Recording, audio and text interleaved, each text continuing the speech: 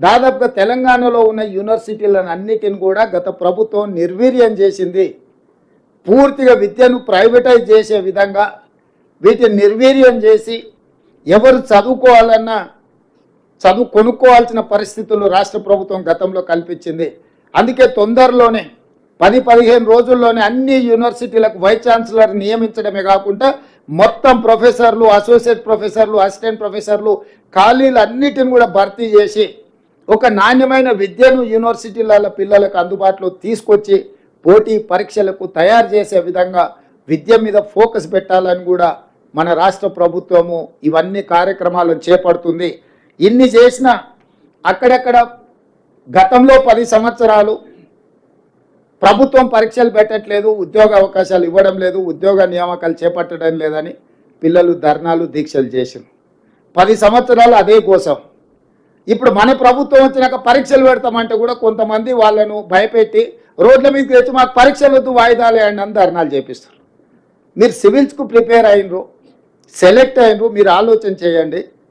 ప్రభుత్వం ఎప్పుడైనా పరీక్షలు పెడతామంటే విద్యార్థులు పోటీపడి పరీక్షలు గత 10 సంవత్సరాల నుంచి మనం ప్రిపేరే అవుతున్నాం కదా.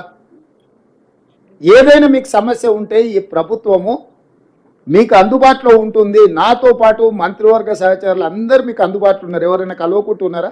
ప్రతిరోజు నేను మీ మధ్యలోనే కనిపిస్తున్నా కదా. మా మంత్రులందరూ మీరు ఎవరిపైనా కలుస్తున్నారు. నేను ఎందుకు చెప్తున్నంటే కొంతమంది ఉద్దేశపూర్వకంగా విద్యార్థులను రెచ్చగొట్టడం ద్వారా రాజకీయ ప్రయోజనం పొందాలని ప్రయత్నం చేస్తున్నారు. గతంలో ఈ రకంగా లబ్ధి పొందినరు. గతంలో ఈ రకంగా రెచ్చగొట్టి పిల్లల ప్రాణాలను ఆత్మ బలిదానాలను చేసి ఆ పిల్లల ప్రాణాల పునాదుల మీద అధికారంలోకి వచ్చిండ్రు.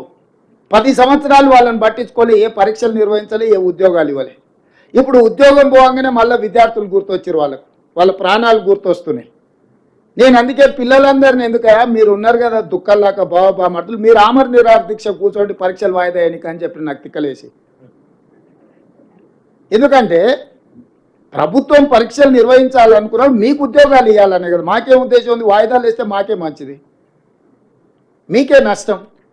మీకు ఏదైనా ఇబ్బంది ఉంటే, ఏదైనా అంశంలో మీరు ఏదైనా ఇంకా బెటర్గా చేయడానికి ఏదైనా సూచన ఏదైనా చేయదలుచుకుంటే ఈ ప్రభుత్వం సిద్ధంగా ఉంది. ఎందుకంటే వాళ్ళు కూడా మీ సోదరులే, మన సోదరులే, మన పిల్లలే. ఇప్పుడు ఆ పరీక్షల కోసం వాయిదాలు వేయమని అడిగేటోళ్ళు కానీ, నిరసన తెలిపేటోళ్ళు కానీ వాళ్ళు ఎవరో బయట వాళ్ళు కాదు, మన పిల్లలు. వాళ్ళకి ఏం కావాలనో ఈ ప్రభుత్వం సిద్ధంగా ఉంది. మీరు బయటికి వెళ్ళినాక వాళ్ళందరికీ చెప్పండి. నిరసన తెలపాల్సిన అవసరం లేదు, ధర్నా చేయాల్సిన అవసరం లేదు. ఈ ప్రభుత్వం మీరు చెప్పింది వినడానికి సిద్ధంగా ఉంది.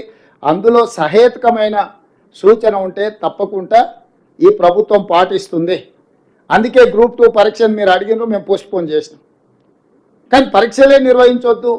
ఎందుకంటే పరీక్షలు నిర్వహిస్తే పిల్లలకి అందరికి ఉద్యోగాలు వస్తే వాళ్ళకి ఇంధనం ఉండదు, వాళ్ళ రాజకీయ మనుగడకే ప్రమాదం వస్తుందని చెప్పి కొంతమంది కుట్రలు చేస్తున్నారు. కాబట్టి కుట్రలలో పడకండి. మీరు ఎవరు చెప్పినా మీ సొంతంగా ఆలోచన చేయండి, ఇది మంచిదా కాదా. ఈ ప్రభుత్వం ఉద్యోగాలు ఇవ్వడం వల్ల ఎవరికి లాభము, ఎవరికి నష్టము, ఈ ప్రభుత్వం పరీక్షలు నిర్వహిస్తే ఎవరికి మేలు జరుగుతుంది. ఈ ప్రభుత్వం ఈ రకంగా ప్రిలిమ్స్లో పాస్ అయిన వాళ్ళను పిలిచి ప్రోత్సహించి వెన్ను దడితే వాళ్ళకు ఒక మానసిక ధైర్యం, ఎస్ మా ప్రభుత్వం ఉన్నది, మా గవర్నమెంట్ ఉన్నాడు, మా ముఖ్యమంత్రి ఉన్నాడు, మా ఉప ముఖ్యమంత్రి ఉన్నారు, మాకు ఏదైనా విషయం ఉంటే మేము వెళ్ళి చెప్పుకుంటాం. ఇగో ఈ సచివాలయం మాది ఇయ్యాలో లోపలికి వస్తే మీ కాన్ఫిడెన్స్ లెవెల్ ఎంత పెరిగి ఉంటుంది. ఆ బయట నుంచి దూరంగా పోతే మనకి ఎట్లుంటుంది, అరే ఇదేదో పరాయోళ్ళ ఆస్తి, మనం ఏదో దాని ముందల గడిల ముందర వెళ్ళిపోయే బానిసల్లాగా నుంచి బాజాప్తా లోపలికి వచ్చి సచివాలయంలో ఉంటే మీ కాన్ఫిడెన్స్ లెవెల్ మీరు పోటీ పరీక్షలకు ప్రిపేర్ అయ్యేటప్పుడు మీ కాన్ఫిడెన్స్ లెవెల్ నెక్స్ట్ లెవెల్కి వస్తుంది.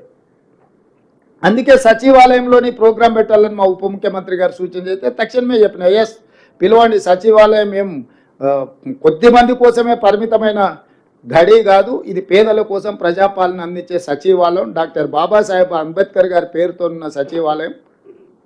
ఇక్కడ ఈ కార్యక్రమాలను ఏర్పాటు చేద్దాము అని చెప్పి ఈరోజు ప్రభుత్వం ఈ నిర్ణయం తీసుకున్నది.